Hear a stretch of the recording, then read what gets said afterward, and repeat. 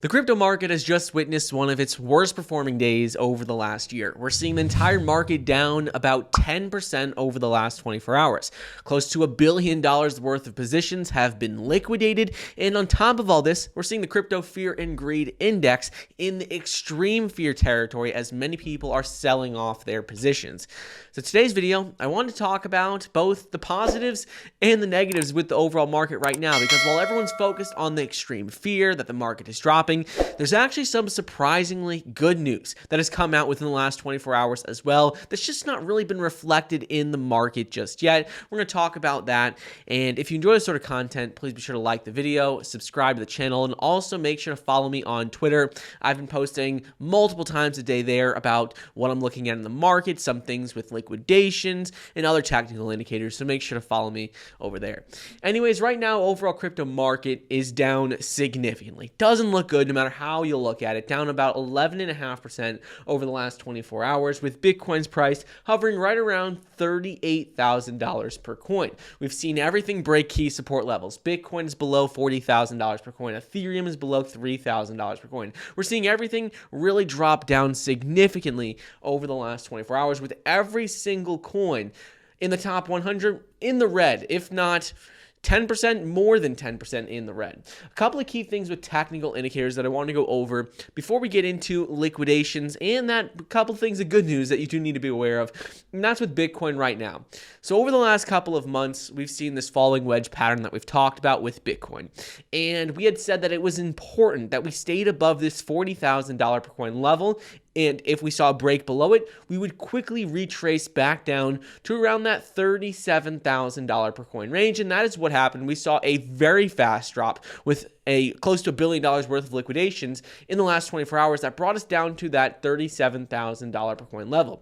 $37,000 is a very key level as well, because we have bounced off of it a couple of times. For example, right around August 1st, before we saw the rally, we bounced off of this level. Then right again, earlier in the year, we saw bounce off of this. So this is also a very key level right now. So right now, we've dropped below 40. That was a key support. Now we're looking between $37,000 $40,000 per coin. And if we break below 37, well, then our next support is going to be at $30,000 per coin. So as long as we maintain 37, we should just be trading in this range for a while. If we break below 37, I'm expecting us to drop down to right around $30,000 per coin, because that is our next level of support.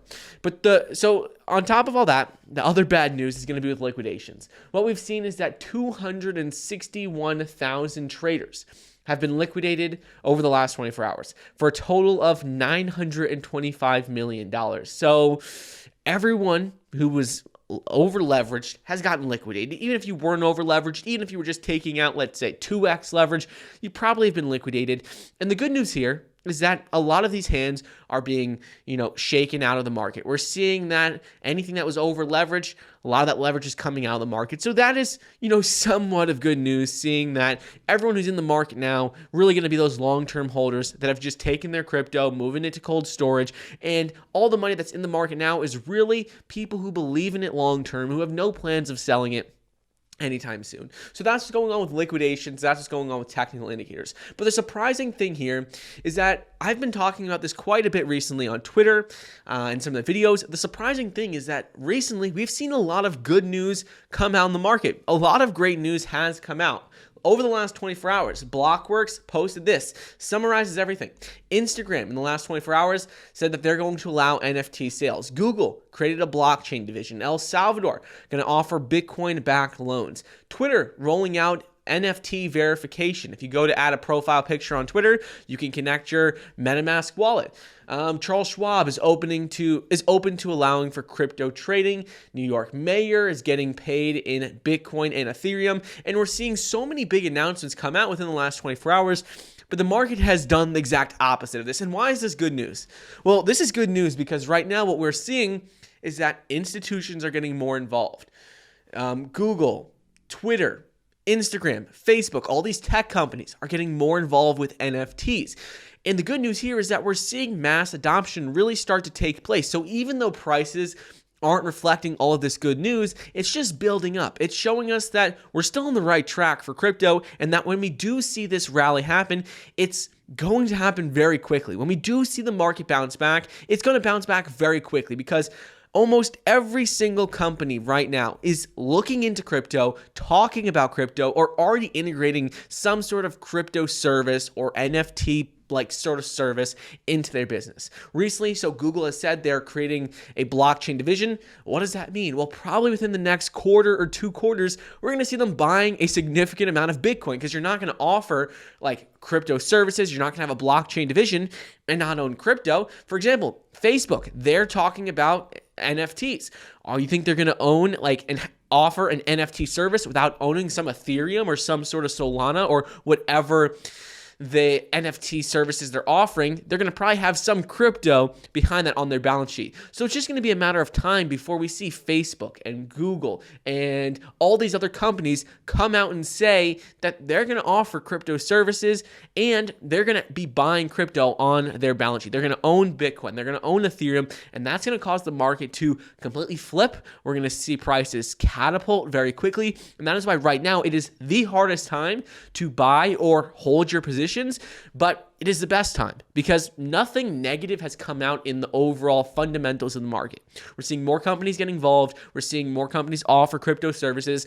Nothing has changed there. The main reason we're seeing prices fall right now is because we have this high correlation between crypto and the stock market. And the stock market has been falling as of recently, specifically tech stocks because of inflation, Federal Reserve, a couple of meetings coming up. So that's why we're seeing the market fall. But if we're looking strictly at crypto, things are looking good in terms of mass adoption. Prices are not reflecting that at this moment, but that is why I'm expecting a bounce to happen. Is it going to be this week, next week? We don't know for sure, but keep an eye on those key levels for crypto, 37,000 for Bitcoin, 30,000 for Bitcoin, those 2 key levels, and expect a rally within the remainder of 2022. Like, it's still the beginning of the year, and I'm still expecting by the end of 2022 that we're going to see prices significantly higher than they are now. And the people who are going to make the most money are those who are going to hold their positions and even add a little bit more, keep on, slowly adding to their positions. Those are the people who are going to make a lot of money when you look back on 2022. So that's what's going on with the overall market. Hope you enjoyed today's video, and I'll see you guys in the next episode. See ya.